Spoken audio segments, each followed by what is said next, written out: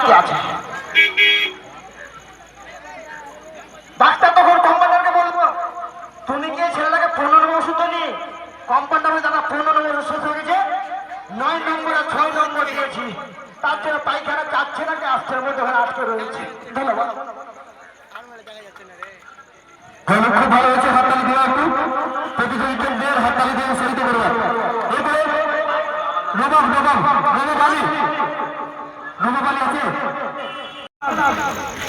Doctor এগিয়ে গিয়ে বলছি, ডাক্তার সাহেব পাতলা পায়খানা ভাই কিরকম, আপনি কুড়ি করতে পারবেন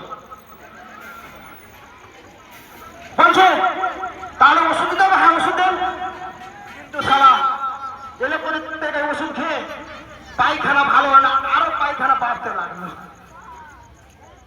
না না এলে করে ভালো হবে না, এবার চলে গেলাম হেমাপতি ডাক্তারের কাছে। ডাক্তার তো আমার শরীর অবস্থা থেকে, ভাই তুই দূরে থাক একটু, কখন কুচুক করে বেরিয়ে যেতে পারে তো।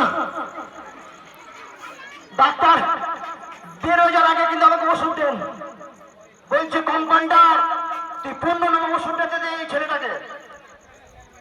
15 নম্বর ওষুধটা খেলাম, কিন্তু কি হলো জানো,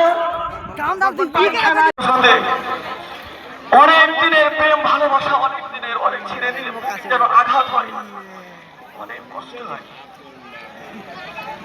নিজের কষ্ট যেগুলো পুরুষ মানুষ সবকিছু প্রকাশ করতে পারে না, শুধু অন্তরটা ভিতরটা কেঁপে কেঁপে উঠে আর কান্না হয়, চোখে জল না থাকলেও অন্তরটা কেঁপে যায়।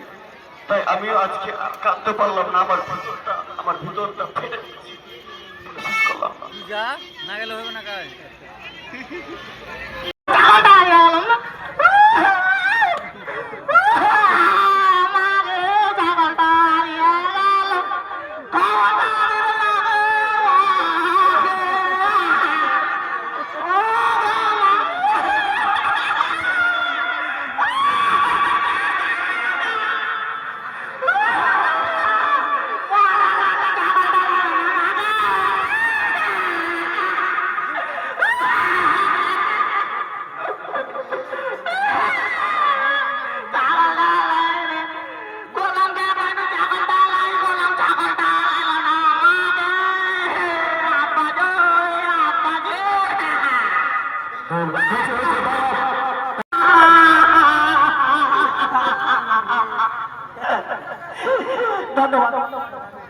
पंखा चले तो हवा देता है, पंखा चले तो हवा देता है।